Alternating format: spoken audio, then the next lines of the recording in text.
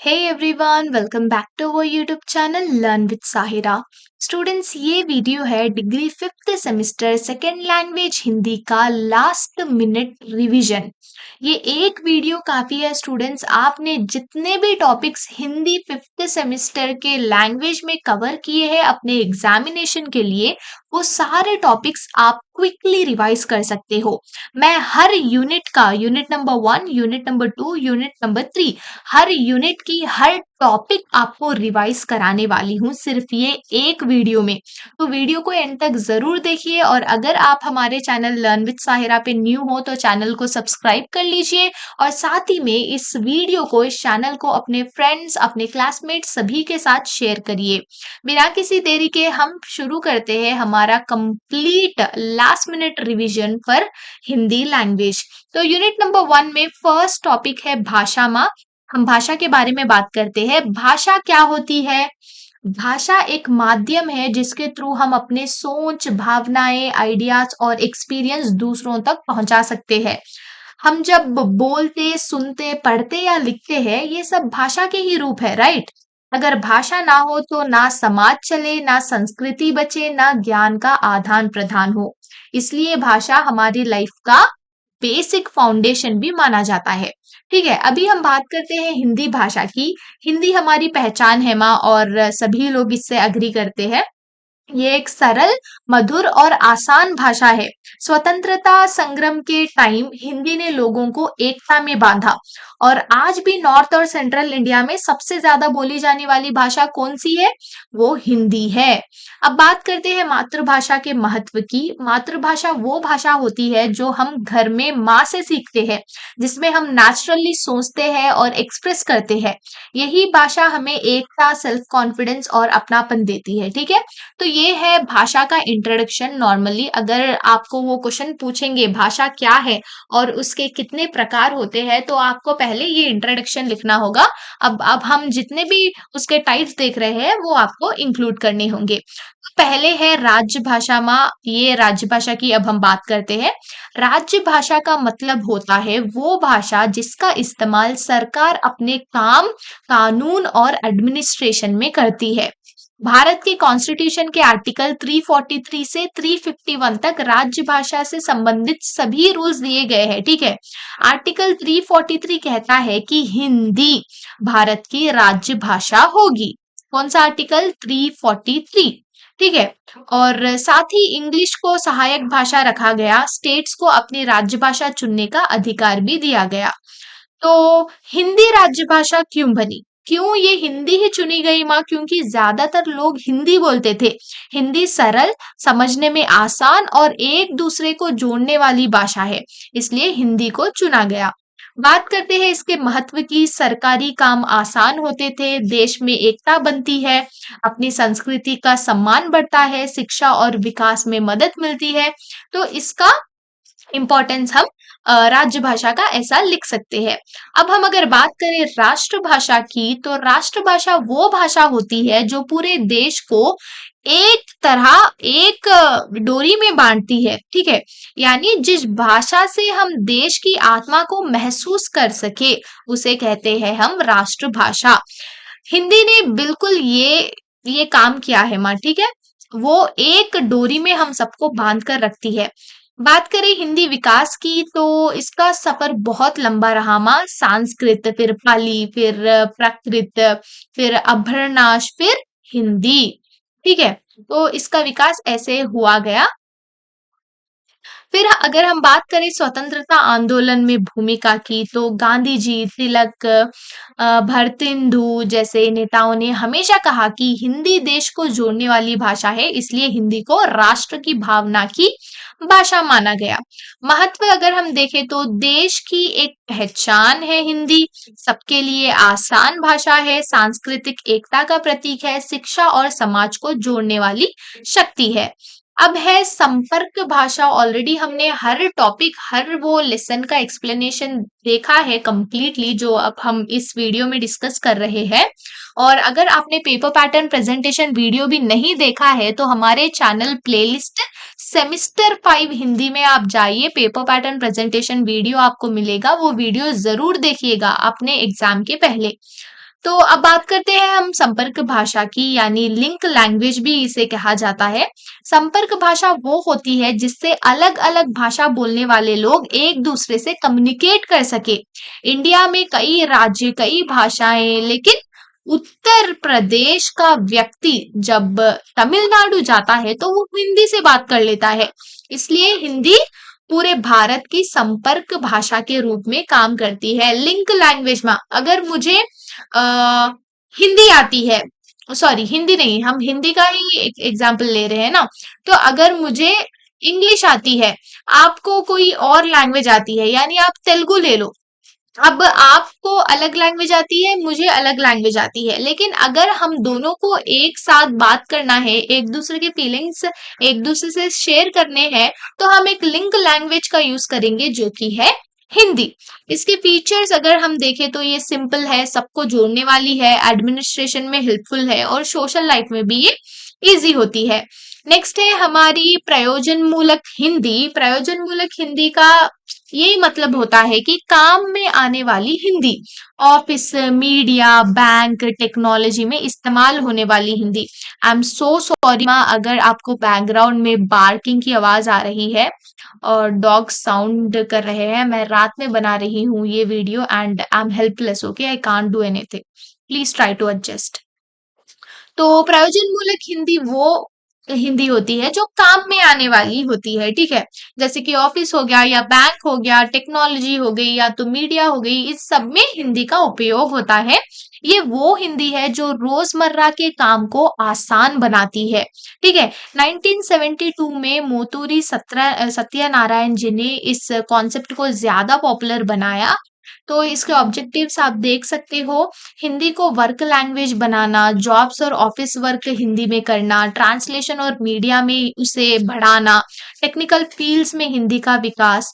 तो ये सब इसके उद्देश्य है, यानी कि ऑब्जेक्टिव्स। फीचर्स की अगर बात करें, विशेषताएं की, तो ये क्लियर और सिंपल होती है, साइंटिफिक वर्ड्स होते हैं इसमें, प्रैक्टिकल यूज वाली हिंदी भी हम कह सकते हैं। अब है विश्व में हिंदी का महत्व, ठीक है। इम्पोर्टेंस क्या है हिंदी का, ये वर्ल्ड में हम देखेंगे। तो हिंदी आज ग्लोबल लैंग्वेज बन रही है माँ। 140 से ज्यादा देशों में हिंदी पढ़ाई जाती है। बहुत सारे देशों में हिंदी न्यूज़पेपर्स और टीवी चैनल्स भी अवेलेबल है। दुबई कोर्ट ने भी हिंदी को अपनी ऑफिशियल लैंग्वेजेस में शामिल किया। क्यों बनती जा रही है हिंदी ग्लोबल लैंग्वेज, क्या आपको पता है? अगर आपको पता है तो मुझे कमेंट सेक्शन में जरूर बताइएगा। तो चलिए हम देखते हैं क्यों बनती जा रही है ये हिंदी लैंग्वेज एक ग्लोबल लैंग्वेज। क्योंकि बहुत ह्यूज पॉपुलेशन है, रिच लिटरेचर है, साइंटिफिक लिपि है, देवनागरी लिपि है। सोशल मीडिया पर सबसे फास्ट ग्रोइंग लैंग्वेज कौन सी है? हिंदी है। क्या करना चाहिए माँ हमें? अगर हमें इस लैंग्वेज को ग्लोबल लैंग्वेज बनाना है तो क्या करना चाहिए? साइंस और टेक्नोलॉजी की हिंदी कंटेंट बढ़ानी होगी, यूथ को हिंदी के प्रति पॉजिटिव बनाना होगा, ग्लोबल लेवल पर प्रमोशन जरूरी है और मातृभाषा का सम्मान बढ़ाना होगा, ठीक है। तो स्टूडेंट्स अब हम चलते हैं यूनिट 2 की तरफ। हमने यूनिट 1 का कंप्लीट एक्सप्लेनेशन देख लिया है। कंप्लीट एक्सप्लेनेशन मतलब ये रिवीजन था, ठीक है। Already each and every lesson का एक्सप्लेनेशन मैंने सेपरेटली हमारे चैनल लर्न विद साहिरा पे अपलोड किया है। अगर आपने नहीं देखा हो तो चैनल के प्लेलिस्ट पर जाके देख लीजिए। तो अब हम यूनिट 2 का सबसे पहला टॉपिक जो है वो है कविता। इसके बारे में बात करते हैं। कविता क्या होती है? कविता बेसिकली दिल की बात को सुंदर और भावपूर्ण शब्दों में कहना होती है, ठीक है। जब किसी का मन, उसकी फीलिंग्स, उसकी इमेजिनेशन शब्दों में रंग जाती है तो वही कविता बन जाती है। पुराने काव्यों ने भी कहा है कि वाक्यम रसत्मके काव्यम, यानी जिसमें रस हो, भाव हो, सजे संजाए शब्द हो, तो वही कविता है। अब हम बात करते हैं कविता के जरूरी एलिमेंट्स में। मैंने बहुत ही शॉर्ट वे में दिया है, ऐसा नहीं है कि हम पूरा एक्सप्लेनेशन देख रहे हैं, इसलिए बहुत ही शॉर्ट है, ठीक है। ये है ये हाँ, कविता का तत्व तो एलिमेंट्स ये है भाव, मतलब सौंदर्य, विचार सौंदर्य यानी फीलिंग्स की सौंदर्य, सोच की सौंदर्य, और शब्द वर्ड्स स्ट्रक्चर। ओके, कविता के रूप अगर हम देखें तो इसमें आप देख सकते हो महाकाव्य, खंडकाव्य, मुक्तक, गद्य मुक्तक, तो बहुत सारे हैं। ठीक है, अब हम बात करते हैं स्टोरी की, कहानी की। तो कहानी आपको सभी को पता ही होगी कि कहानी क्या है, राइट? अगर आपको नहीं पता है तो हमारे चैनल के प्लेलिस्ट पर जाके देख लीजिए। कहानी एक छोटी सी कथा होती है जिसमें एक इंसिडेंट, एक्सपीरियंस या इमोशन को शॉर्ट एंड इंटरेस्टिंग फॉर्म में सुनाया जाता है माँ। कहानी का मेन पर्पस होता है कि वो एक मैसेज दे या तो एंटरटेन करे। तो इसके एलिमेंट्स अगर हम देखें तो हम कह सकते हैं कि प्लॉट, यानी कि एक प्लॉट होता है, डेफिनेटली कैरेक्टर्स, पात्र होते हैं, डायलॉग होते हैं, और एनवायरनमेंट होता है, लैंग्वेज होती है, थीम, मैसेज होते हैं।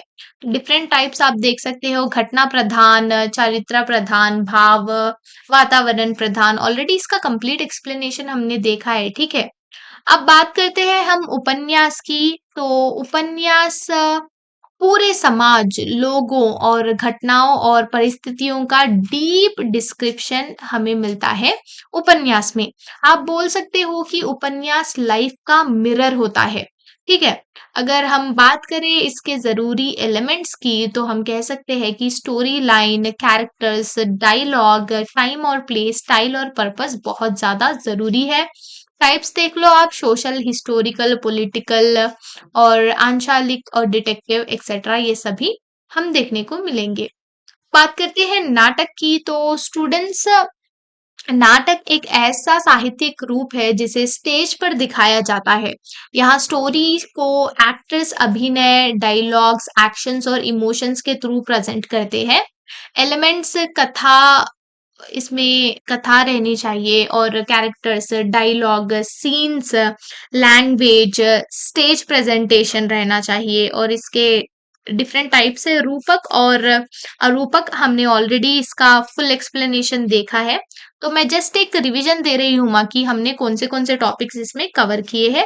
एकांकी माँ, एकांकी बेसिकली एक छोटा नाटक होता है जिसमें सिर्फ एक ही अंक होता है, कम कैरेक्टर्स, कम टाइम पर इम्पैक्ट बहुत स्ट्रांग। ठीक है, अगर इसके एलिमेंट्स की बात करें तो एक फोकस्ड स्टोरी होती है, कम पात्र होते हैं, बहुत कम कैरेक्टर्स, और डायलॉग्स भी बहुत सार्थक होते हैं, स्टेज इफेक्ट होता है, एक ही सेंट्रल मैसेज होता है। ठीक है, इसके प्रकार आप देख ही सकते हो स्क्रीन पर। तो एकांकी छोटी होती है लेकिन दिमाग में गहरा प्रभाव छोड़ जाती है। अब बात करते हैं निबंध, जो कि है हमारा, इससे निबंध एक ऐसा गद्य रूप है जिसमें किसी विषय पर विचार, जानकारी और एनालिसिस प्रेजेंट किया जाता है। ये राइटिंग बिल्कुल सिस्टमैटिक, क्लियर और रीडेबल होती है। ठीक है, बात करें इसके एलिमेंट्स की तो clarity, depth, personal style, flow, ये सब कुछ इसके कैरेक्टर्स है। प्रकार आप देख सकते हो स्क्रीन पर। और स्टूडेंट्स, निबंध बेसिकली सोच का स्ट्रक्चर्ड और लिटरेरी एक्सप्रेशन है। नेक्स्ट है हमारी आत्मकथा। आत्मकथा वो राइटिंग होती है जिसमें लेखक अपना ही जीवन लिखता है। ठीक है, ये सच्ची बातें, एक्सपीरियंसेस, स्ट्रगल्स, अचीवमेंट सबको कवर करती है। क्या कवर करती है? आत्मकथा।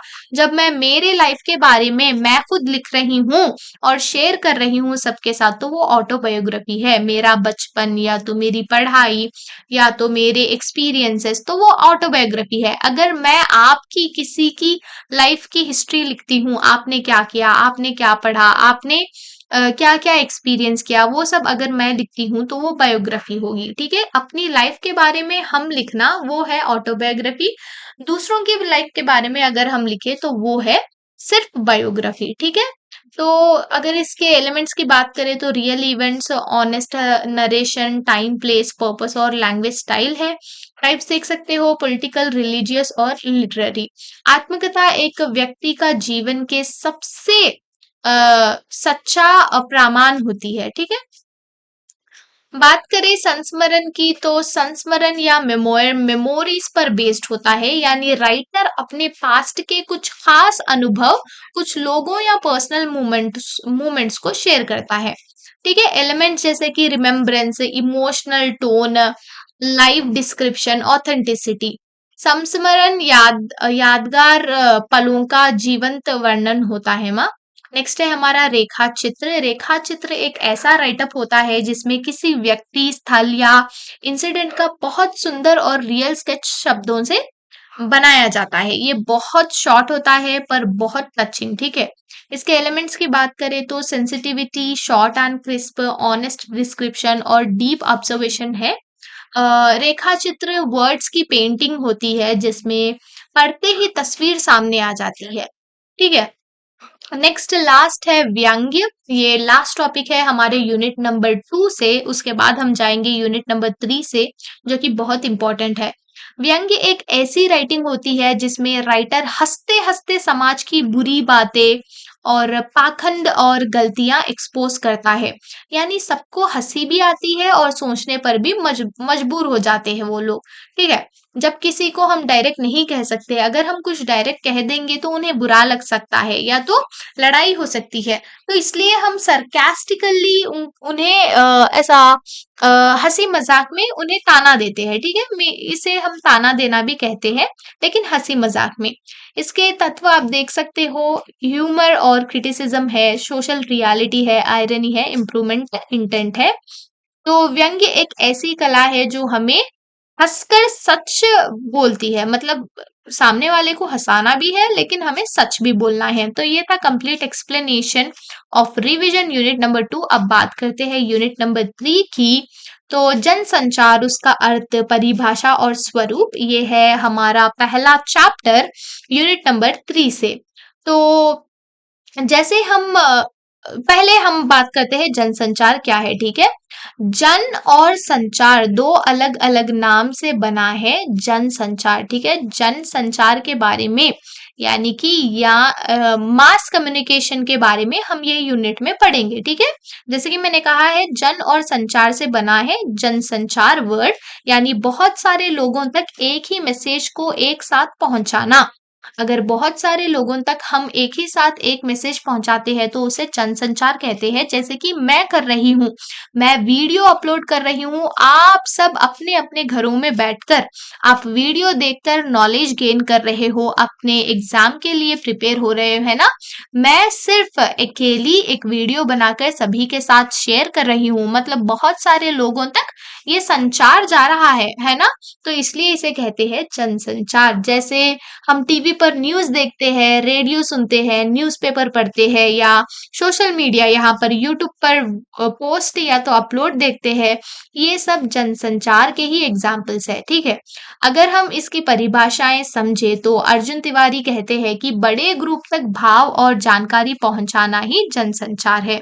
फ्रैंकलिन एंड फियरिंग का ये कहना है कि फैला हुआ समाज यानी स्कैटर्ड लोगों तक मैसेज डिलीवर करना। जॉर्ज मितर कहते हैं कि एक ही वक्त में बहुत सारे लोगों तक इंफॉर्मेशन पहुंचाना। अब बात करते हैं जनसंचार के स्वरूप की। तो मेनली दो मेन स्वरूप है माँ। एक तो है परंपरागत माध्यम जैसे कि पपेट्स, रामलीला, लोकगीत। फिर है आधुनिक माध्यम जैसे कि टीवी हो गया, रेडियो हो गया या तो इंटरनेट और सोशल मीडिया हो गया। ठीक है, तो ये लोकल और इमोशनल होते हैं, जो कि है हमारे पहले कठपुतली, रामलीला, लोकगीत। और जो दूसरे है माध्यम वो होते हैं फास्ट और ग्लोबल रीच वाले। ठीक है, जनसंचार का मेन पर्पस होता है कि वो लोगों को जोड़ना और इंफॉर्मेशन पहुंचा सके। ठीक है, नेक्स्ट है हमारा नेक्स्ट चैप्टर जो कि है जनसंचार का महत्व। सोचना और जानकारी देना पहला मुख्य महत्व है माँ, सोचना और जानकारी देना। न्यूज चैनल्स, न्यूज़पेपर्स हमें रोज की दुनिया की सारी इंफॉर्मेशन देते हैं। फिर है शिक्षा, educational programmes, cultural show, social awareness video, सब जनसंचार का हिस्सा है। फिर है प्रेरणा देना, एड्स, हेल्थ मैसेज जैसे एनवायरमेंटल कैंपेन्स, ये सब लोगों को मोटिवेट करते हैं फिर है मनोरंजन entertainment, movie serials music sports entertainment भी जनसंचार का बिग पार्ट है। ठीक है, लास्ट वाला है विचार और समझदारी बढ़ाना। मीडिया हमें पॉलिटिक्स इकोनॉमिक्स और सोसाइटी के बारे में सोचना सिखाती है। ठीक है, ऑलरेडी मैंने कंप्लीट एक्सप्लेनेशन अपलोड किया है, मैं फिर से कह रही हूँ, ये सिर्फ एक रिवीजन वीडियो है जिससे कि आप सारे टॉपिक्स फिर से रिवाइज कर सको कि ईच एंड एवरी टॉपिक में हमने कितने सब टॉपिक्स पढ़े, क्या क्या पढ़ा। तो जनसंचार इंफॉर्मेशन, शिक्षा, एंटरटेनमेंट और अवेयरनेस का पावरफुल टूल है माँ। नेक्स्ट हम बात करते हैं जनसंचार की प्रमुख विशेषताएं। तो पहला है ज्ञान और सूचना का विस्तार, साइंस टेक्नोलॉजी कल्चर सबकी इंफॉर्मेशन लोगों तक पहुंचती है। फिर है मॉडर्न इंफॉर्मेशन, जैसे कि है लेटेस्ट न्यूज स्पोर्ट्स पॉलिटिक्स सब रियल टाइम में मिलता है। फास्ट ट्रांसमिशन में कोई भी इंसिडेंट हो तुरंत लोगों तक पहुंच जाता है। और क्राइसिस में helpful, flood earthquake pandemic media लोगों को अलर्ट करते रहता है। जनता का रिएक्शन, जैसे कि इलेक्शंस हो गए या तो एड्स हो गए स्कीम्स हो गए, मीडिया फीडबैक भी लेता है। ठीक है, सोशल चेंज में वुमेन एम्पावरमेंट एनवायरमेंट हेल्थ सब पर अवेयरनेस बढ़ता है। और नेक्स्ट बात करते हैं एडुकेशन की। मनोरंजन तो ऑलरेडी देखा है, education online classes educational videos जैसे कि लर्न विद साहिरा प्रोवाइड कर रही है ना। स्टूडेंट्स को हेल्प करते हैं ये एजुकेशनल वीडियोस अपने एग्जाम प्रिपरेशन के लिए या तो अपने किसी भी नॉलेज को गेन करने के लिए। इंफॉर्मेशन स्टोरेज भी रहता है माँ, न्यूज़पेपर्स और टीवी न्यूज इंफॉर्मेशन को कलेक्ट करके प्रेजेंट करते हैं। फिर है technology based, mostly one way communication, TV radio और न्यूज़पेपर। तो हम ये कह सकते हैं कि जनसंचार सोसाइटी को नॉलेज अवेयरनेस और चेंज से जोड़ता है। I am so sorry, dogs are barking outside and I'm helpless, I cannot do anything. Okay, next है जनसंचार के प्रकार में। जनसंचार के चार मेजर टाइप्स है। एक है print media, newspapers magazines posters books, ये सबसे पुराना मीडियम है। ठीक है, एडुकेशन इंफॉर्मेशन और अवेयरनेस देने में बहुत यूजफुल। देन है हमारा audio media, audio radio podcast. Radio का इनोवेशन 1896 में हुआ था माँ, और इंडिया में एड 1936 को आया। इससे इलिटरेट लोगों तक भी इंफॉर्मेशन पहुंचती थी। ठीक है, जिसे पढ़ना लिखना नहीं आता था वो लोगों को भी ऑडियो मीडिया के जरिए सारी इंफॉर्मेशन मिलती थी। देन आया audio visual media, first film थी 1913 में, फिर फर्स्ट टॉकी थी 1931 में, फर्स्ट कलर फिल्म थी 1937 में, जैसे कि आप स्क्रीन पर देख ही सकते हो।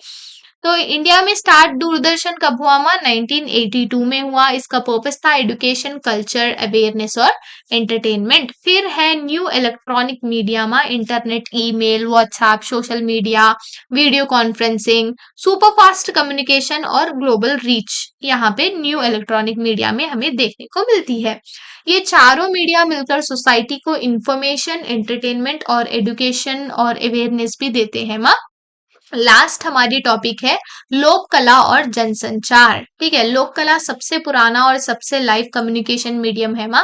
लोक नृत्य है पहले तो, घूमर, भांगड़ा, लावनी, रासलीला एक्सेट्रा, इनके थ्रू कल्चर, रिलीजियस स्टोरीज और गवर्नमेंट मैसेजेस स्प्रेड होते हैं। देन है लोक गीत, फेस्टिवल, शादी, कल्चर से पूरे गाने, मैसेज क्या रहेगा? पैट्रियोटिज्म रहेगा, ट्रेडिशन रहेगा, वैल्यूज और सोशल रेसेंस रहेंगे। लोक नाट्य, रामलीला, रासलीला, नौटंकी, हिस्टोरिकल और रिलीजियस स्टोरीज को लोगों तक पहुंचाती है। ठीक है, देन है कठपुतली, आपको तो पता ही होगा कि ये है पपेट शोज, एजुकेशन और अवेयरनेस और एंटरटेनमेंट, ये सभी चीजें हम कठपुतली के शो से लोगों के सामने ला सकते हैं। फिर है रंगमंच यानी कि थिएटर, नुक्कड़ नाटक, सोशल प्लेस, पॉलिटिकल प्लेस, ये अवेयरनेस स्प्रेड करने का मोस्ट इफेक्टिव मीडियम है। ठीक है, लोक कला का महत्व क्या है माँ? इजी कम्युनिकेशन रहेगा, एंटरटेनमेंट और एजुकेशन दो भी रहेंगे, कल्चरल प्रिजर्वेशन रहेगा, social religious political message spreading रहेगा। लोक कला आज भी रूरल और अर्बन दोनों जगह सबसे पावरफुल जनसंचार का मीडियम है। तो ये था complete explanation of your complete language Hindi of degree 5th semester, जिसमें हमने देखा है last minute revision. I hope आपने सभी टॉपिक्स को फिर एक बार रिवाइज कर लिया है, जिससे कि आप हो जाओगे एग्जाम रेडी। तो हाँ स्टूडेंट्स, आपको ये वीडियो कैसा लगा मुझे कमेंट सेक्शन में ज़रूर बताइएगा। और हमारे चैनल लर्न विद साहिरा को सब्सक्राइब करना तो भूलो ही मत, ठीक है? सब्सक्राइब करो और जितना हो सके उतना इस चैनल को अपने फ्रेंड्स के साथ शेयर करो। मिलते हैं अगले वीडियो में, तब तक के लिए bye bye and all the very best.